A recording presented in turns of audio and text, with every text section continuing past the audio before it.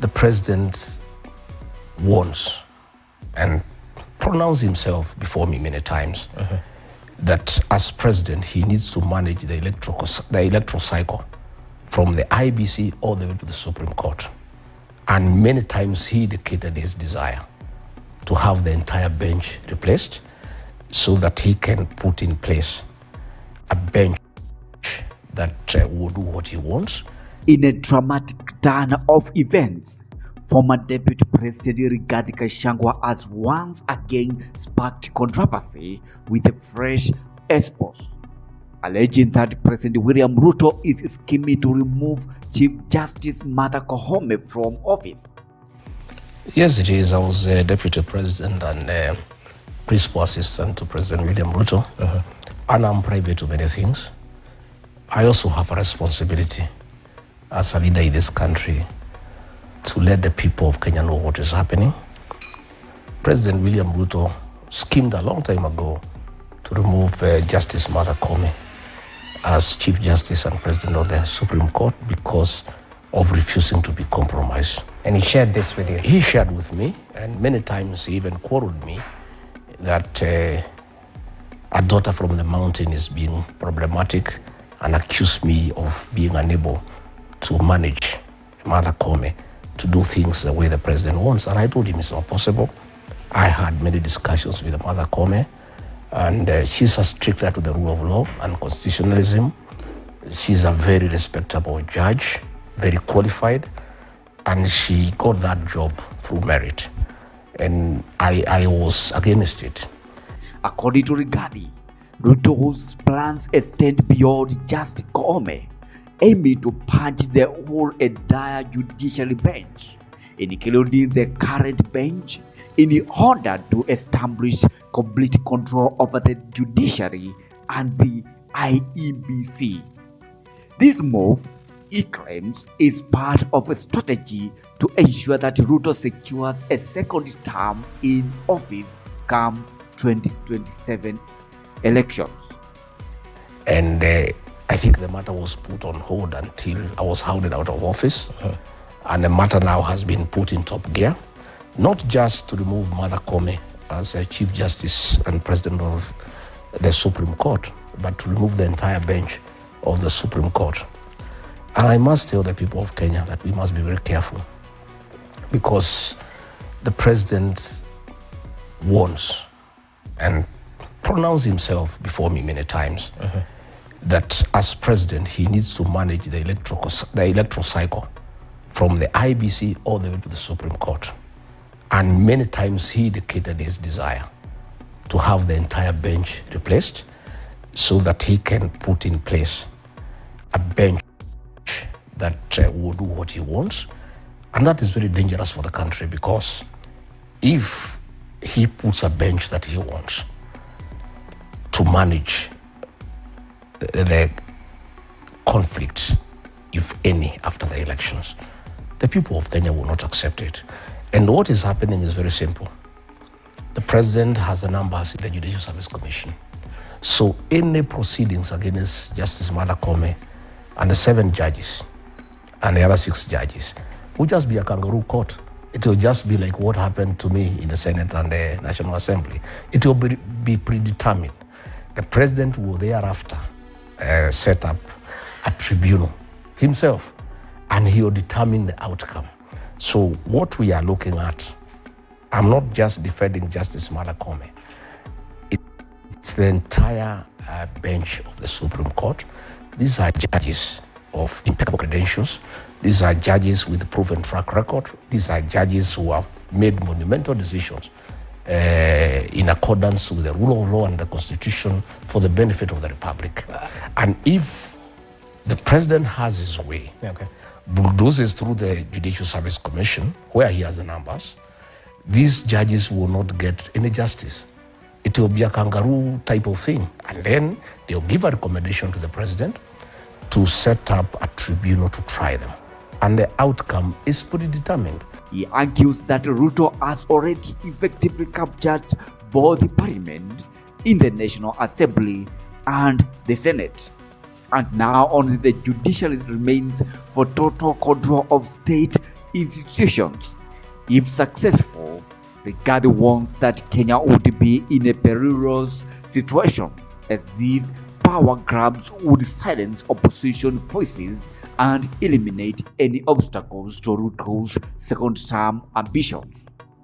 So I need to ask the international community to keep a very close eye on this country, because if the president succeeds in putting his bench at the Supreme Court, he will have completed the state capture. Already as we speak, he has captured Parliament, both Senate and the National Assembly. He has captured the opposition. The only remaining line of defense for the people of Kenya is the judiciary. So if he succeeds, as he has planned, it means that the president has really captured the entire country, all the arms of government, and he'll do whatever he wants. And that level of impunity is dangerous for our democracy, our constitutionalism, and the rule of law. And we must speak out, and it should not be allowed to happen. In a bold statement, Rigathi further asserts that the UDA party is essentially a shell without his involvement, claiming that the party cannot achieve anything substantial without his active participation. His comments highlighted the deep divisions within the party and suggest that his political influence is crucial to his success. And for strategic reasons, I did not want to unveil it before May. But I must tell you, one of the reasons is that we wanted the IEBC to be constituted, because quite a number of our senators and members of parliament want to resign from UDA and join our new party and go for by-elections. So we thought, my people thought that for us to get the right momentum, it's better for us to launch the party when IEBC is in place. I want to give that reason now, because I've got quite a number of people who are through with UDA. They don't want anything to do with UDA. Just from the mountain? Especially from the mountain, because the whole mountain has moved from UDA. By the way, UDA now is a shell. UDA was Rigathi and the mountain. Without Rigathi and the mountain, there's no UDA. There's no party there. And our members, our supporters, in fact, if you mention UDA, and you have found even the MPs who move around with the president, they don't talk about UDA. Even the president, they don't mention him on the ground. So we decided that we want to wait for the IEBC to be constituted. Then we launch our party so that we pick up with the momentum. We'll have several by-elections. We have today, as of today, 139 MCAs who want to resign from UDA and go for by-elections. We have. So you're going to force a by-election? We are going to have that's a little. Simply what you're saying. We are going to force a little general election after IEBC is constituted, because our people do not want to live a lie. The mountain people, my brother Roger. Further fueling the controversy, Rigathi claims that opposition leader Raila Odinga is already in Ruto's pocket, allegedly being misled with promises of the Prime Minister position. I know I am not qualified to advise him, but from my working with President William Ruto, myself and my community,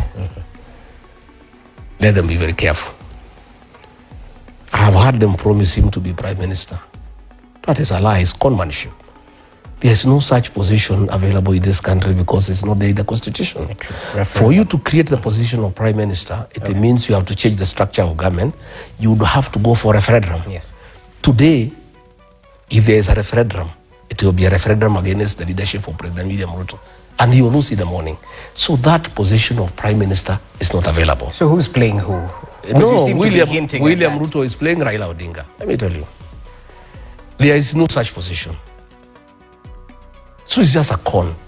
Number two, I think, to be fair to Raila Odinga, I think he has risen above that position of Prime Minister.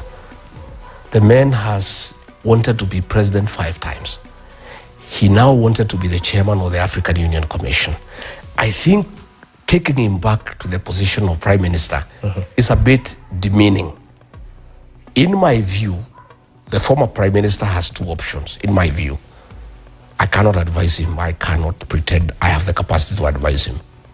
He either retires in dignity or he goes for the presidency, because there's no way you can ask for the presidency for 5 times and then you demean yourself. You want to become a prime minister. No. I think that will be very demeaning.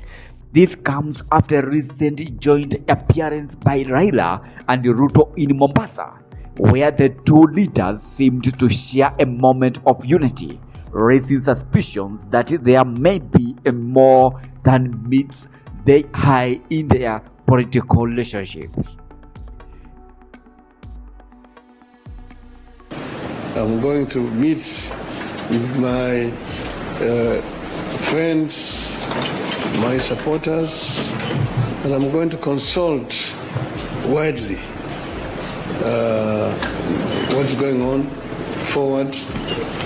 And in due course, we're going to announce our way forward. So we'll give a way forward very, very shortly. As an administration that is now broad-based, there is every reason for us to accelerate the momentum for the delivery of the things that will transform our nation.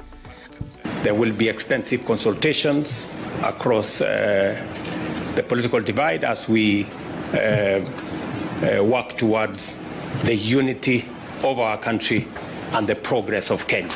The big question now remains, if Raila decides to support RUTO, could this secure RUTO's victory in 2027? Or if Raila sides with Rigathi, could this set him on a path to the presidency?